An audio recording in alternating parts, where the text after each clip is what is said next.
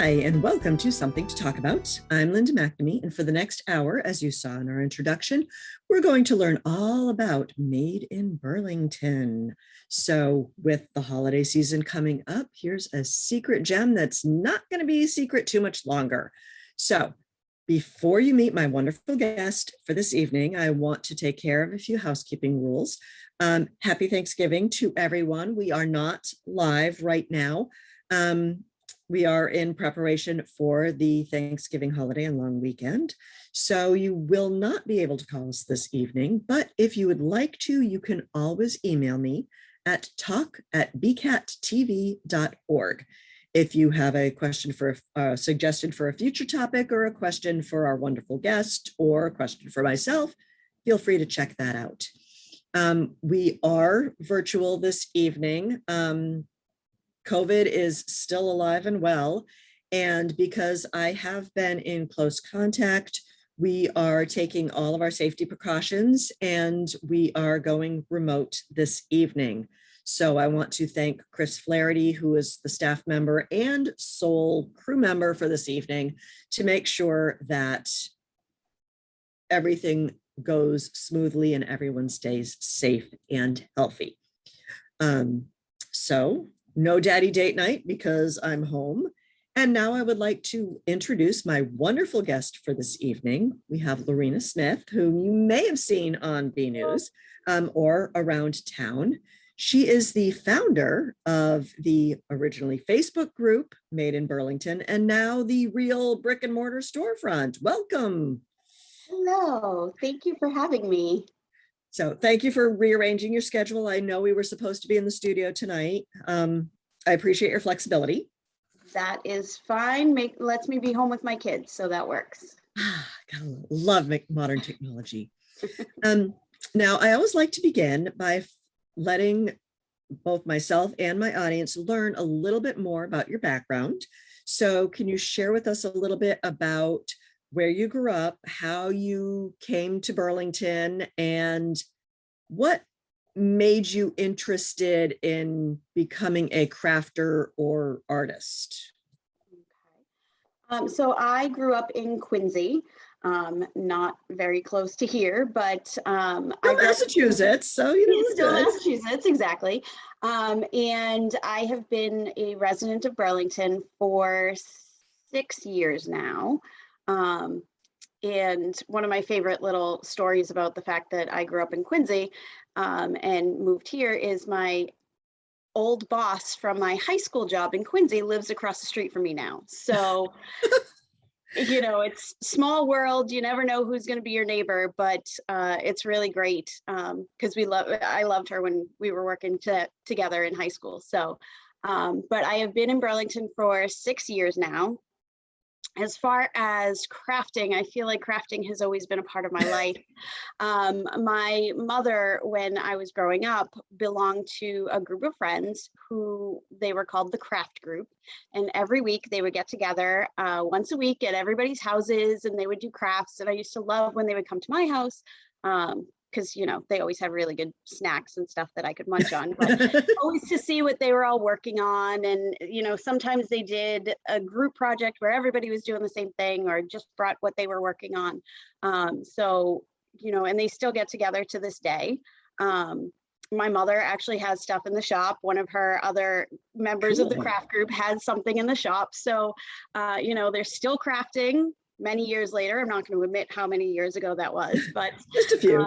So it's always just been a part of my life, and it's taken different routes. You know, when I started more on the business route, I started by making beaded bookmarks that turned into beaded bracelets and jewelry, and somehow has morphed into getting a Cricut machine and making onesies, mugs, wine glasses, flower bouquets, paint kits, you know, a little bit of everything. So it's always morphing into something else. Oh, that's cool. Actually, I am hoping that Santa will bring me a Cricut machine this year. I like to craft, but I'm more of a dabbler because I'm not really good at anything. Well, Cricut definitely makes it easy to to learn a little bit of everything and be able to do a lot. But it's very addicting, and you will end up probably spending lots of money on supplies and seeing different projects that you can find online. I think I have on my phone, mostly pictures of my kids, but then also pictures of things that I've made, and then pictures of things that I want to make.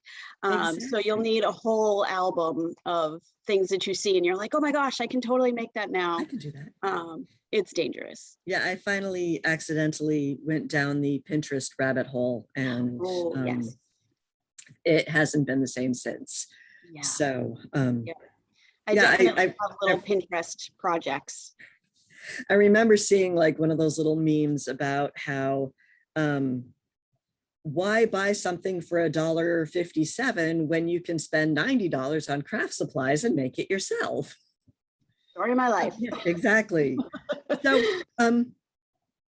you kind of filled us in on how you got into crafting, and I think we're going to have to like become BFFs afterwards, because that's exactly what I've tried to do when my house was not a complete disaster, is having regular craft nights. So you mentioned that you started doing beadwork and you got into jewelry. What is your favorite craft? Because it sounds like you do a lot of different things. Do you have a favorite? I don't know if I have a favorite per se. I definitely have some that I've done and I'm like, I'd be okay if I didn't have one of those orders for a while. But I like to say I have crafting ADD.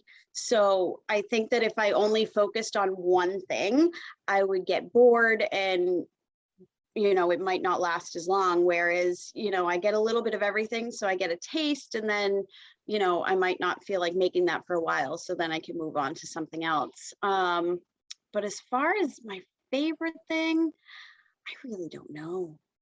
It's hard to say. It's really kind hard of like, to say. Which kid is your favorite child? You really can't decide. Yeah. They're all your favorites. I definitely like my onesies. My onesies are fun. Wine glasses are always fun. I became Especially a mom, with wine. so then I needed to start making wine glasses and onesies. So, but I recently, well, I guess it's now a year ago. This year has flown by. A year ago, I started making paint kits for kids, and okay. it's a canvas with a decal on it, and they paint around it with little pouncers, and then they peel the decal and it reveals the picture underneath. So it's been fun to do those, because I get to do basically any project for a kid. Like they want a cat, I can do a cat. I had somebody ask for a puggy-corn, which is a puggy-corn, which is a pug unicorn. So I managed to create a silhouette of one and did it for the girl's birthday, and she was so excited. So it's fun to see not just what I make, but then to see what the kids turn it into.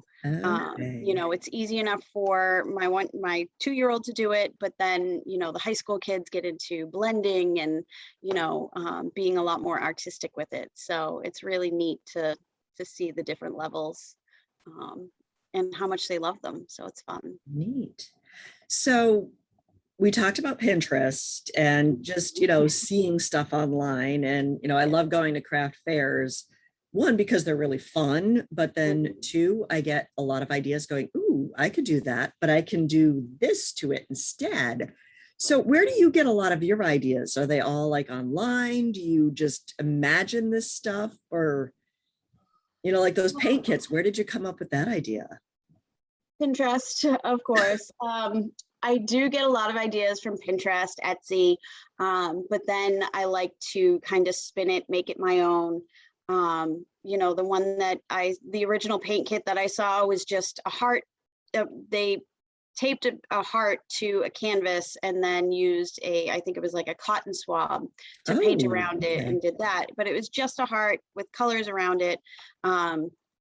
The first project that I did for my daughter to try out was a heart with like swirlies in it, so a little more intricate, and then just kind of took off from there.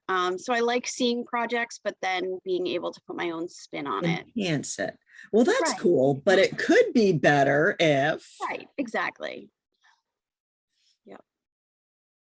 So where do you know, let's go out of order. I know I have my cheat sheet questions, but how did you come up with the Facebook group Made in Burlington? Because I kind of want to find out about that and how you started discovering or meeting fellow crafters.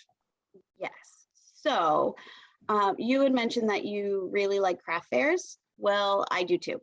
And that was my way, you know, before I was a stay-at-home mom, I would just do a couple craft fairs a year and, you know, make a little bit of extra money for the holidays, nothing wild or crazy. And then I did a couple more when I became a mom, and then COVID happened and we didn't have that anymore. And I knew that I wasn't the only person that was missing craft fairs, both the people that like to go to them and then, you know, the crafters ourselves. Like, we like to get out, we like to meet new people, show off the stuff that we made. Get ideas for more stuff. Yes, exactly. And you know, one of the things that I love, it's one of my favorite quotes, and I'm currently having one of my makers make a sign that says it, but when you buy handmade, an actual person does a happy dance. And it's so true, because when you're at a craft fair and somebody picks up an item and they like it enough to want to buy it, it just gives you like, it just makes you excited, because it just makes it feel like, you know, okay, I'm actually making something worthy of buying. So, you know, you miss that. And so I knew that I couldn't be the only crafter that was missing that. And so I decided that I had a local customer who had ordered a couple things for me, and she said that I was like having Etsy in her backyard.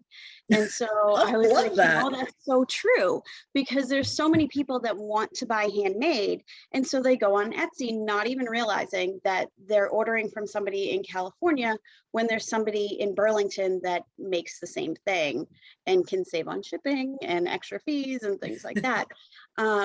So I created the Made in Burlington page, and just, you know, trying to see who would join in and if they'd be interested. And we ended up, after 6 months, definition of being a mompreneur, the kids are always around. Say hi. So after the first month or so, we were up to 500 members. Oh, wow. And nope. Okay, you don't need to know. Sorry. Somebody lost a tooth. That's very important. Somebody lost her first tooth yesterday. Yes. Oh boy. Oh yes. So we had 500 members and 40 crafters, I believe, by Christmas. So yeah, so it was really great. And so we just kind of kept going with that momentum throughout the year. And can you go with that? I'll be back. I'll be up soon. I want to. That's what it is. It's okay. No, that's fine. Here, how about you sit over here and you can watch, okay? Okay, come sit over here. So you guys made it through the Christmas season or the holiday season. Yes. Now, was all of this was like Facebook used for commerce, or was it just like more of an introductory? It was more of an introductory. I didn't want it to be like a yard sale page or a for sale page. Okay. I didn't want a lot of for sale posts either, because you're going to have the same people that are doing more posts, and then there's people that aren't comfortable making posts. So what I did was I just had each crafter create an album for them to be able to put their pictures in, and anybody that was looking for handmade could go and kind of like almost like browsing in a store. You see like the list of the stores that are there, and then you can go in and see what they have. So it was kind of the same idea. So we didn't handle any sales. It was more so just connecting the people that are looking with the people that are making. Like so networking. Yes. Yep. Basically. Okay, cool. Yes. So did I read recently on Facebook that you finally reached a new milestone? Yes. We just reached 2,000 members. I am floored. I never expected it to get that big. And actually, we are still getting member requests. We've probably even added 100 more people in the 24 hours since we reached 2,000. Oh, So that's amazing. it's been, yeah, it's been wild. It's been awesome. So after that, you're already, it seems like you were really successful with the Facebook group, that you have, 2,000 people, you have a bunch of albums for like online shopping. How did you get the idea to say, let's get a real store? Well, That that's right there would scare me beyond anything. It still does. I have the store and I'm still scared. I still feel like I have absolutely no clue what I'm doing. So over the summer, I mean, I love planning events. So I wanted to plan an outdoor marketplace for the summer, figuring it was a way to get our makers out there again. And so we ended up with an outdoor marketplace. We had 32 vendors, I believe, from both Burlington and surrounding areas. We had a face painter, we had a food truck, a little bit of everything for people to come.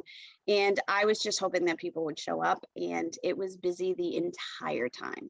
Oh my gosh. Oh, I was there and there was like no parking. Right. That was the one complaint that we got. And, as sorry as I am, it was kind of a good complaint to have, Well, yeah. I mean, if that's the worst people can say is, oh, it was too crowded, right. Yeah, it was outdoors. So it was a great, that was it was amazing. a beautiful day. I was so worried because it had rained for like 2 weeks before, and it was like the one day that didn't rain. So I was very grateful. Planning an outdoor event when you don't know what the weather is going to be is welcome to New England. A lot more stressful. Yeah, exactly. But the feedback was so amazing. Everybody there was like, can you do another one? Will you do one next week? Will you do one next month? Can you do this weekly? Can you do it tomorrow? I just kept saying, like, if I do this weekly, my husband will divorce me and my kids won't know who I am. So I did have the idea that maybe we would try for a fall fair. And I was trying to find a location that would work, that had better parking. And of course, with summer vacations, you get passed around, oh no, you have to talk to this person, you have to talk to this person. And then finally it was like 2 weeks from when I wanted to do it. So I said, okay, what next? I wanted to do a indoor craft fair for November, and it actually set the date and booked the hall. And the guy said, I think you're going to need a bigger hall with the turnout that we had for the summer event. So I started to look into that, and then COVID started amping up again. And the uncertainty of knowing if events would end up being canceled, I didn't want to put all that time and effort into planning an event, getting the crafters all excited for it, just for it to be canceled. Right. So I had heard about I had gotten in touch with one of the crafters that I met at a craft fair pre-COVID, and she kind of introduced me to a couple gift shops to get my items in a gift shop. And I was like, I would love to do this. Yeah. And shout out to Kristen, because she is amazing. She introduced me to a bunch of other crafters as well, and recruited so many of our crafters for the shop. But she kind of introduced me into the craft or the gift shop aspect of it, and also told me about one that she participated in last year that was a pop-up for the month of December. It was from Black Friday until Christmas Eve, and it was in Tewksbury, and she said that it was worthwhile. And so I just I went from, it would be fun to have my own gift shop, to, well, temporary, maybe we can make a temporary one work. Okay. And started to kind of look into that. And I contacted the woman that had the fair, or the pop-up last year in Tewksbury. Okay. And she was very helpful with kind of giving me some tips and how she did it. And so I started to look for locations. And there, that was kind of a little bit of a runaround as well. Oh, I wouldn't even know where to There's start. Well, yeah. So I basically would just drive around town looking for vacant spaces and trying to call people. And of course, summer, there's people on vacation, and it's a lot of a waiting game. And the first few places that I tried were either still in leases, or they were looking for a longer lease, a long-term lease. Okay. And I was not ready to commit to a 3-year lease when I had no idea what I was Hey, doing. what could possibly go wrong? Right, exactly. So I just kind of was looking, and then I was like, you know what, let me try Wayside. I know that they had a pop-up for the holidays. So I knew that they had, or not for the Oh, holidays, but for Halloween. I knew that they had a Halloween store a couple years ago. oh, So I was like, okay. okay, so maybe they're open um, to having a Like a short temporary term. space. And so I emailed them, and they responded practically right away. It was Oh, within excellent. 24 hours that they responded, and they were like, yes, we love this idea. We want to do this. We want to help you. We want to support the community. Let's get this going. And then they actually work with a company called Popping Up Next, Ooh, which is a okay. company that works with entrepreneurs and small businesses like us, like Made in Burlington, Okay. and works with um, companies that have storefronts that might be empty, Okay. to kind of fit them together to see what would work, and um, allow entrepreneurs like us to try out a brick and mortar, see how it will work, see if it would be worth Okay. it. Or even just a company that wants to get their name out, they can have a pop-up space for, they do different lengths of leases. So Oh, okay. we figured that we would just start with a holiday lease and kind of go from there. And yeah, so Wayside, like within 2 weeks, within a couple days, we had everything in the works to get this going. That's amazing. Yeah, they've been so supportive. And the Now, people at Up Next are amazing as well. do they help you with like setting up the space and signage? I mean, because I'm just imagining all the upfront money that you would need to like make a cool sign and Yeah. get all the racks and the shelves and everything. How did that work? Well, we were very lucky with the space. Originally, we were going to be in one space, and they had displays that were available that they were keeping in the space that was Coldwater Creek. And we walked into that space and we were like, oh my gosh, this place is beautiful. Like, is this space available?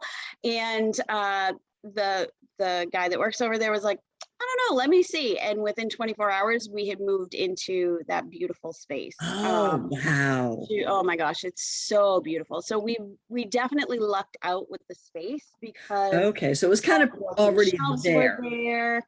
Right. So a lot of the displays were there. We still had to, finagle everything, make sure that the displays worked and move stuff around. We have a small sign in the window, but as of tomorrow, I believe, Wayside is going to be providing us with window decor and all that to make it Ooh. a little bit easier to find us as well. So they've been really great with helping us with everything. Oh, Whenever I that's have a question, amazing. they're like, sure, let me see. Let's see what we can do. Cool. Yes. So what are the hours of the shop? I mean, and how do you staff this? Is it just volunteers, or do the crafters actually have to commit to a certain number of hours? Yeah. So right now we're open 10 to 6 Sunday through Thursday, and then 10 to 8 on Friday and Saturday. I'm sure those hours will be extended for the holidays, Okay. depending on, it might just be see how it goes at first, but we'll definitely have longer hours as well. The store is staffed by volunteers. I have a few crafters that have helped me with this whole process that I would not have been able to do any of this without them. And so they help out a lot, but then also a lot of the crafters volunteer. I did not want to make it a necessity for the crafters to have to volunteer. Everybody has other stuff going on, especially at the holidays. You know, one of our crafters is actually going away for an entire month. So Oh, wow. I couldn't make that a Like a necessity, requirement. you know. Everybody has different schedules. And so it was just easier just to say, you know, if anybody wants to help out, let me know. We would love the help. So we actually have had quite a few people volunteer to help out, and we're working on a little more consistent schedule. Of course, I'm there a lot, but I want to be there. And that's the thing. Like, Okay. it's very hard to kind of balance like wanting to be at the store the entire time and wanting to, you know, make sure my kids don't forget me. Exactly. So, yeah. So we're working on that balance now, but it's been great because so many people have been like, if you need help, let me know. I'm glad to come in and work a couple hours, you know, whatever you need. And it's fun for the crafters to also come in. One of my crafters was there one day and somebody was buying one of her items and she was like, oh my gosh, I made that. Like, and she was like, she was so excited. She's like, can I give you a hug? And it was just like, it was awesome because that's what I mean by, you know, when you buy handmade and an actual person does a happy dance, like, you know, you just get so excited when somebody's actually buying your item or has their item in your hand. And so it's definitely, it makes it fun for the crafters too. Oh, absolutely. And it's also like, I know it's, you know, because I like to do crafts. It's like if somebody likes my craft, it means they like me, you know, and it's, Yeah.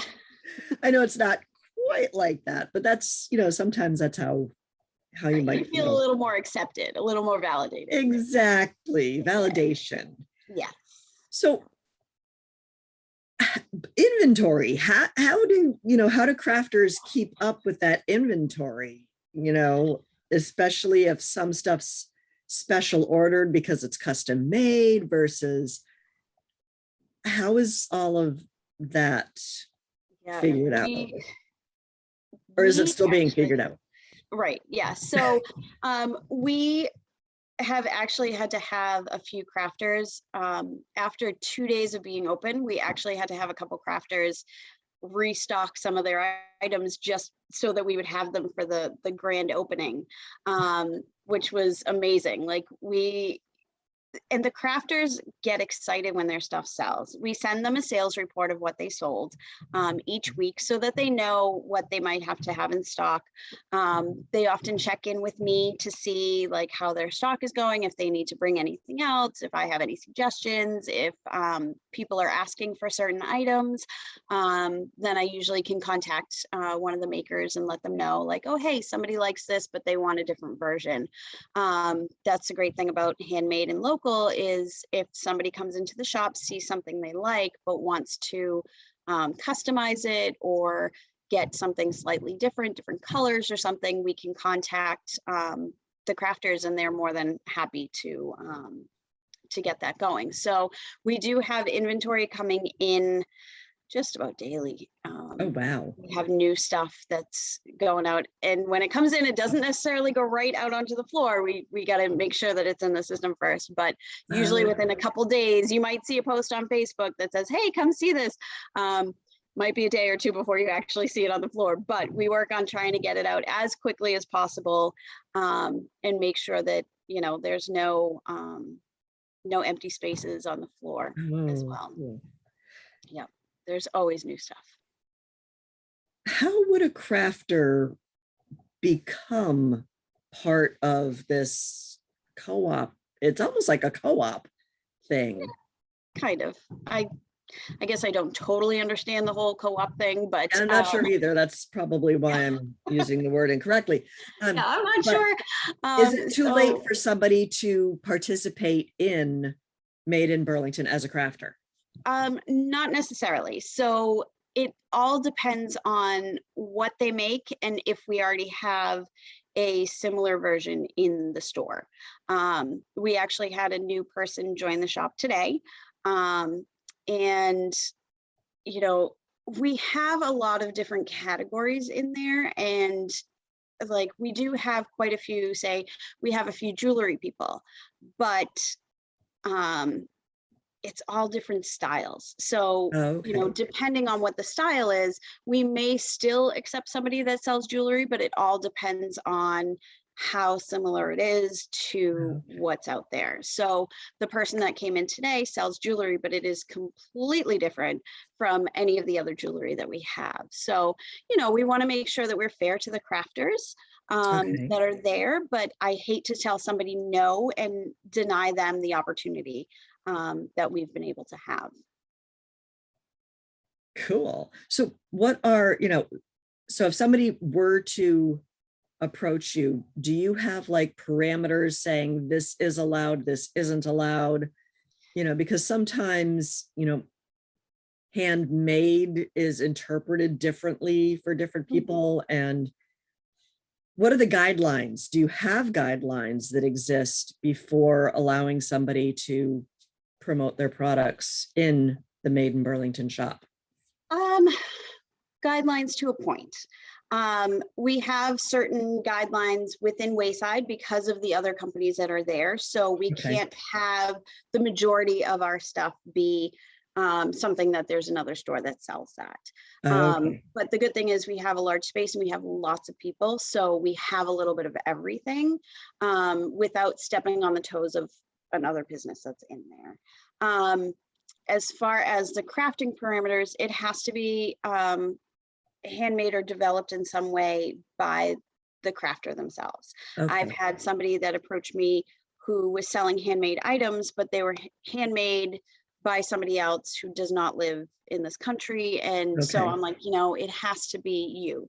We have Okay. a maker wall in the back of the space, The space. Okay. and it has pictures and bios of the people that are making the products, as well as a couple pictures of their products. So it kind of personalizes the items for the people that are shopping. They can see exactly who made what they're buying.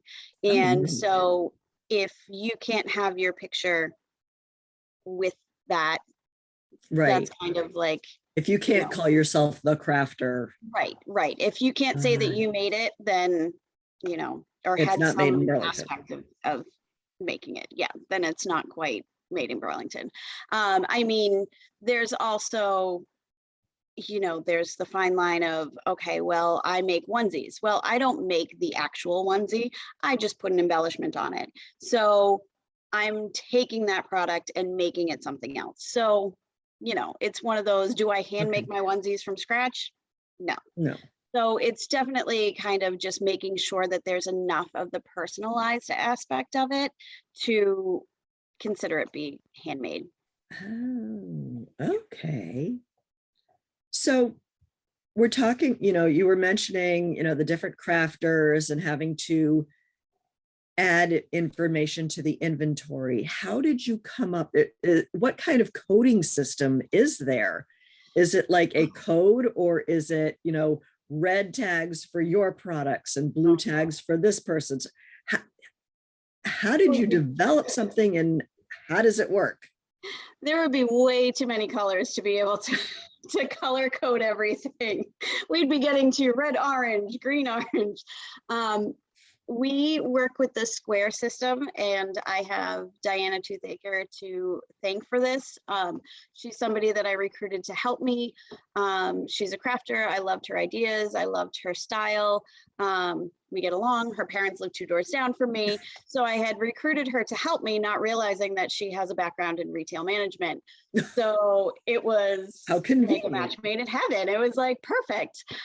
So she has definitely taken on the role of inventory manager, and she has figured out how to get everything into the system, so everybody has their own SKU, which is how we look them up in the system. So like my business is called Amelia Jackson Gifts. So my SKU is AJG and then whichever numbers for the items. So it makes it easier to find which crafters sell which items. And then that will also generate a sales report where each one is broken down by the category or the crafter, so that we know exactly who sold what and can look it up that way. So she has been amazing with getting the inventories in and making sure that everything's in the system so that we can put it out on the floor so that everybody can buy it. And she's a saint because she's had a lot to deal with. Wow. I didn't even know, like, volunteers, like, oh my gosh, I'm gonna owe her like 5 bottles of wine by the end of this. Probably an entire you have in your fifth. wine glasses. You already have the wine And glasses. we have wine glasses, exactly. So how long do you plan on keeping, what is your current lease? And is there a possibility for expanding or extending that lease? Yes, so that has been the question that we have gotten since day one. Right now we are set, our lease is until January 2nd. But we do have the opportunity to extend it. I did not have any idea of how this would go, or if I would, end up broke and divorced by the end of the month. Let's hope not. Yeah. So I was like, let's start small and let's see how it goes. And they had said that there's the opportunity to extend it. So at this point, it's gone it's been beyond our expectations. It has been amazing. And so right now we're set to close up in January, but we are going to be there for as long as we possibly can. Now, what kind of lead time do you need to give Wayside? Is it like it's 2 either weeks notice, or do you have to let them know by December 1st? Or yeah, so we haven't worked on drafting the next lease, but we have it kind of in their ears that we're very interested in staying. So it's really, we can stay in that space, I believe, for up to a year, but don't quote me on that. Okay. Unless somebody else comes in and like another company wants to come in and full on rent out the space from them. Long-term lease and things like that. So if that's the case, then I believe it's a 1 to 2 month leeway. That seems reasonable. Oh, absolutely. It's not going to be like you have to pack everything up in a week. Tomorrow. Yeah. So thankfully that's, there'll be a little bit of lead time, and they would let us know if people were looking at it. Which of course I'm like, don't let anybody look at the space, but of course we want people to come in and look at the space and buy stuff. So I just hope that no other companies see it and see how beautiful it can be. And well, they'll come in and see the space and see all the amazing quality merchandise and say, I want to underwrite this. Yeah, that would be great. That would be great, and, if it does get to the point where somebody wants to move in there or we want to stay permanently, they will work with us to have a space that we can move into. Neat. So that would be, so it's amazing. I love Wayside. Like Wayside has always been one of those shopping centers, especially in the winter, that I love the way that the buildings are lit up and how they decorate for the holidays. And then they do fun stuff for the holidays too, just to enhance your shopping experience. They have carolers that'll come. There's going to be a day where they have characters there. So, I mean, it's just a fun place to be in the holidays, and it's just beautiful anyways. So absolutely. Yeah. So speaking of Wayside doing carolers and other activities, in addition to sales of handmade merchandise, do you have any plans for other things, either like birthday parties or classes or just studio space for crafters to come in and work on their stuff? Kind of like what your mom used to do or still does. Yep. Tell me more. So that is one thing that I kind of love about it too, is the whole back area that we have is perfect for events. So we are offering craft classes our first class is actually tomorrow. It's a class on craft hot sauce being hosted by one of our Ooh. vendors. And then Saturday we have a paint pour class. Sunday we have a Hanukkah party. And then so we have a bunch of different classes and events that are being offered. We have wreath making, tie-dye, jewelry making.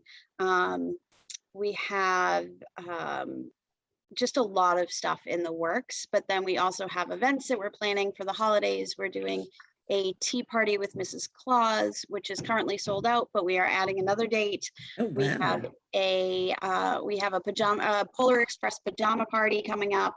That's also sold out that we are going to we're going to add another date for that.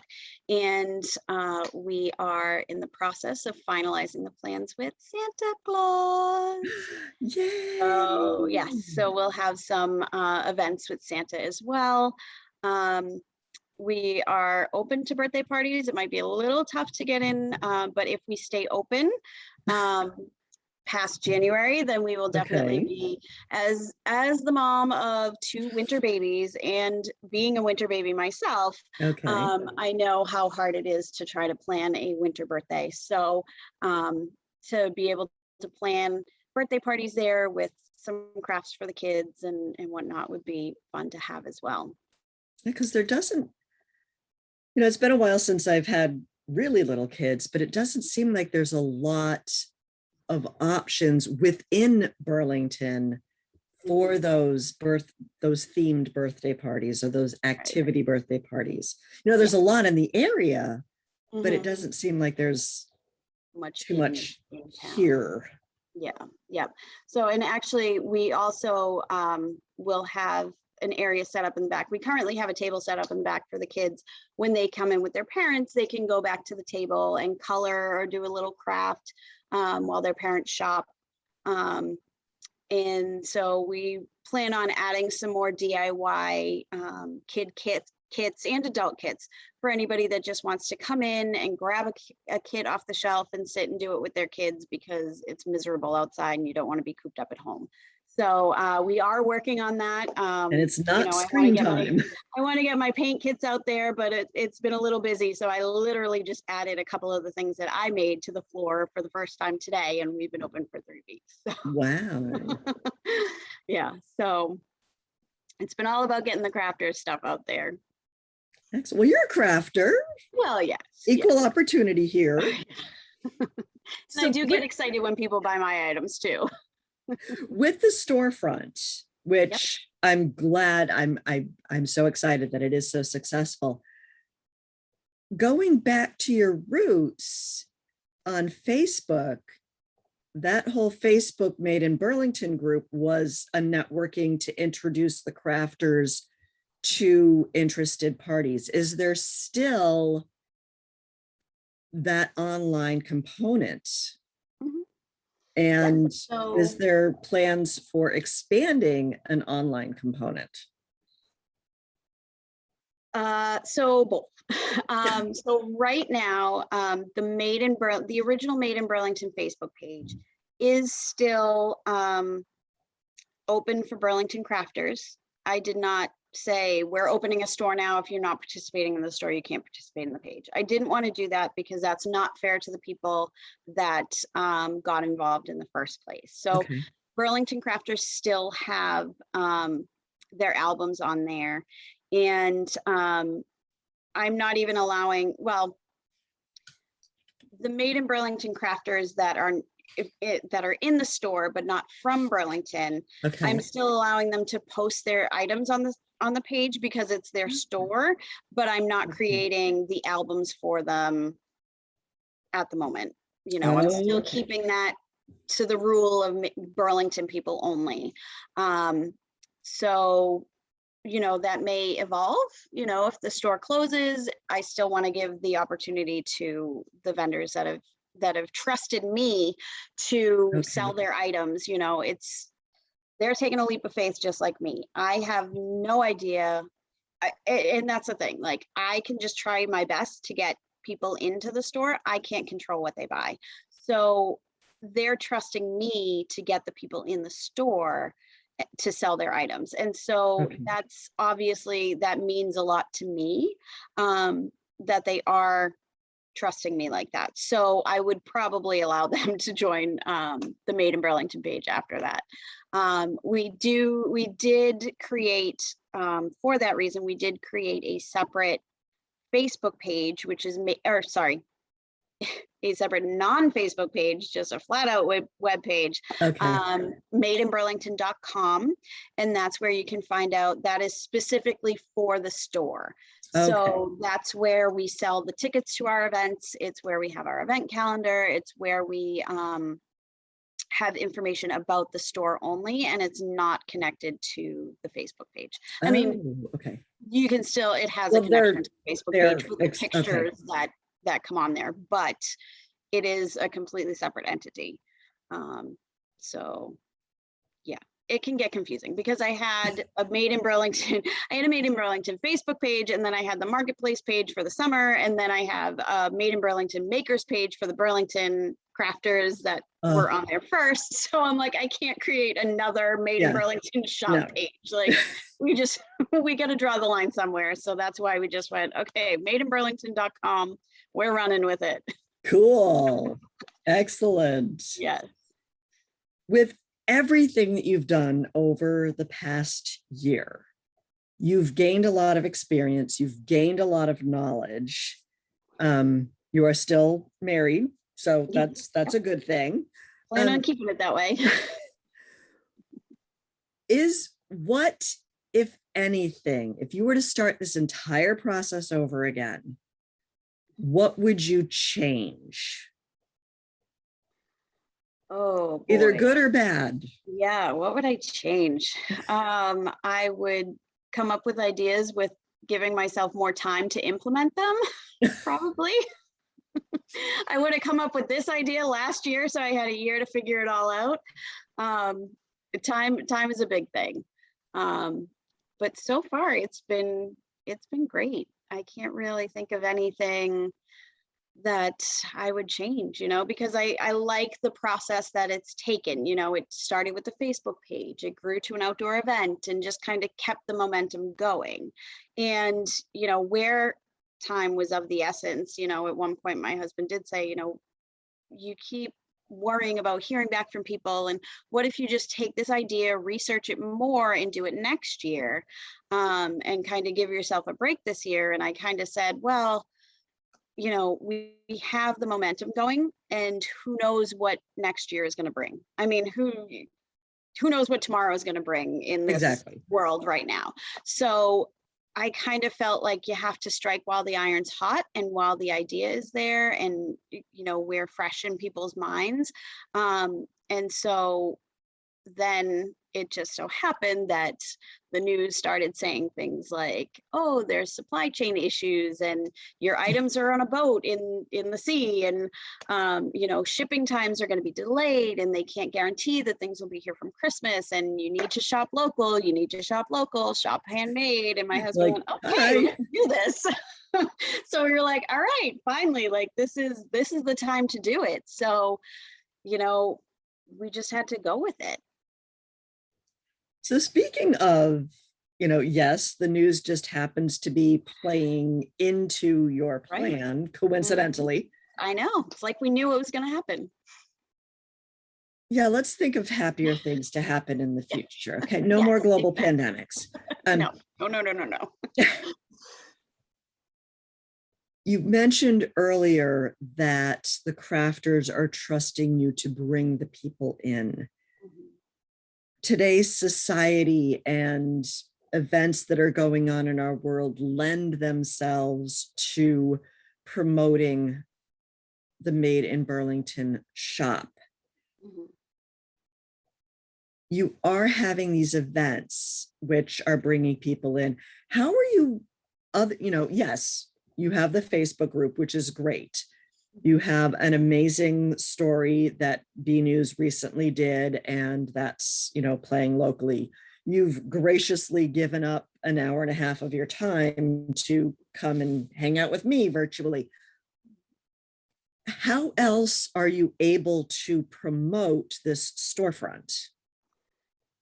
Most of it is actually through our social media. The fact that in the past 3 weeks, we've gotten another 1,000 people involved in the page, just by getting the word out, has been huge. So mostly word of mouth. We have flyers places, and the few fairs that a few of us have done in the process, we've handed out flyers to tell them about the shop. And then also Wayside has been amazing with also promoting us on their social media. Just before we opened, they sent a mailing to their mailing address, or their mailing list, with like 3,000 people on it.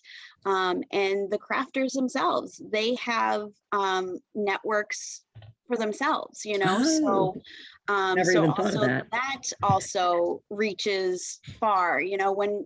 When I posted a video on the Made in Burlington page, when I announced that we were going to have the shop, I think we had 1,000 or 1,200 people, and we had 50 people share that story, share my Wow. video, which I was mortified by the video, but I was just so excited. I was like, whatever, I'm doing it. I'm posting it. I don't care. Figuring that only like 1,200 people would see it.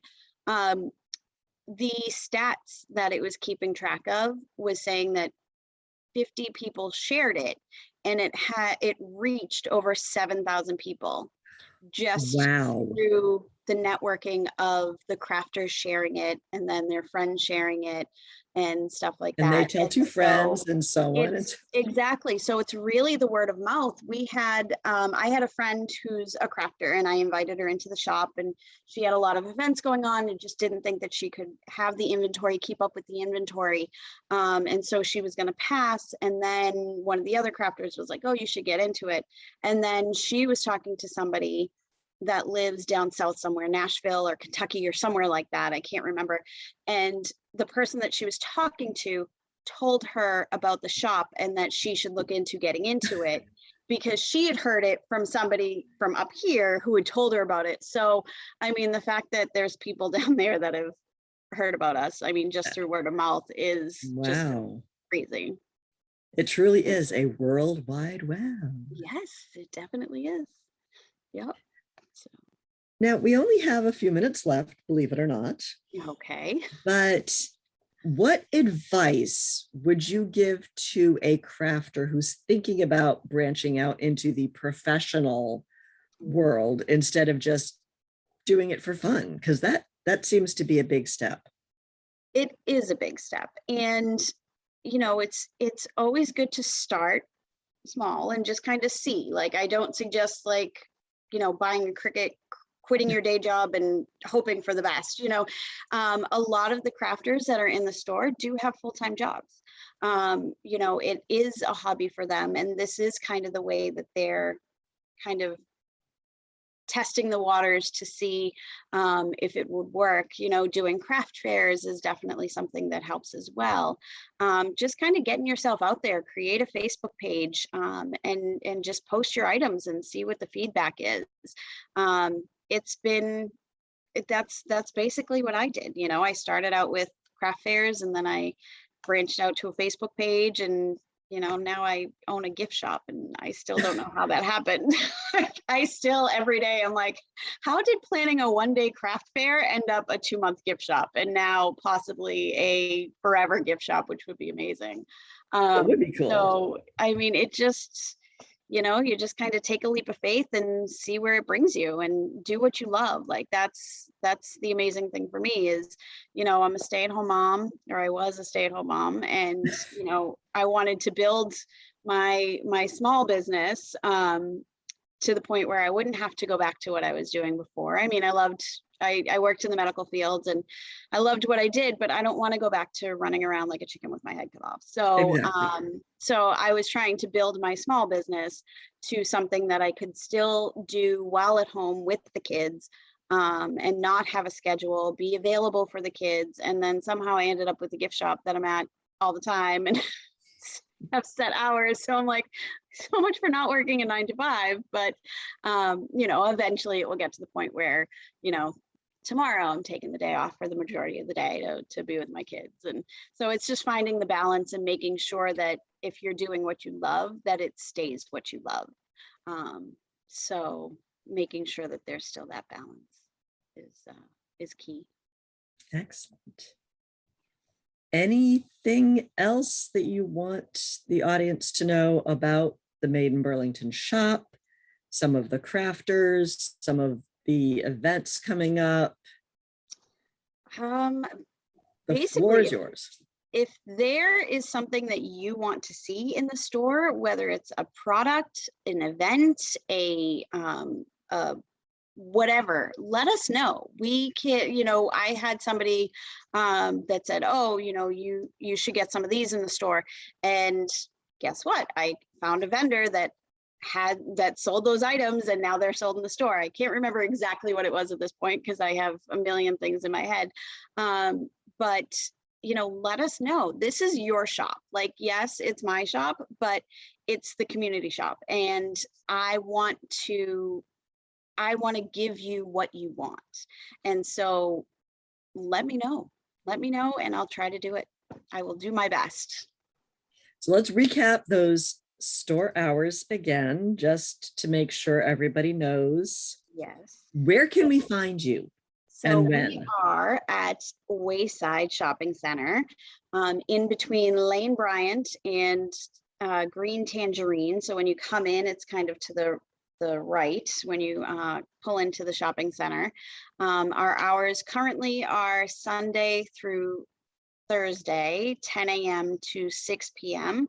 And we are open 10 to 8 on Friday and Saturday. As soon as the holiday season picks up, I'm sure that we will be open later. It will probably just depend on how traffic is at that time for us to be able to figure out what works. We're new to this retail thing. We kind of go by what hours the other stores are doing. So if we see that, they're open till 9, then we'll stay open till 9. It's just kind of, it's all new to all of us. So it's just a learning game, and we thank you for your patience with us. Now, if somebody wanted to just volunteer and come and help, even if they're not a crafter, could they do that? Yes, we actually have somebody, her name is Stephanie. She was looking for something to do, and even volunteer opportunities. And I said, hey, do you want to come out and help us here? And she was gung-ho. She's so excited. And she has come and helped out, and it's been fantastic. So yeah, the more help that we can get, the better, especially going into the holiday season. And my family will appreciate any help that we can get. All right. Well, that was perfect timing because we are just about out of time. Thank you so much for your willingness to give up your evening with your kids, who are, by the way, adorable. Thank you. Of course, they had to make a cameo. Of course. So thank you very much for tuning in. And I also for joining me. And I do want to thank everyone else for tuning in. And hopefully our conversation has sparked the creative spirit in all of us, and also have given us great ideas for the holiday. And hopefully we'll see everybody at Made in Burlington. And that's about it. So I will see you around town. Good night.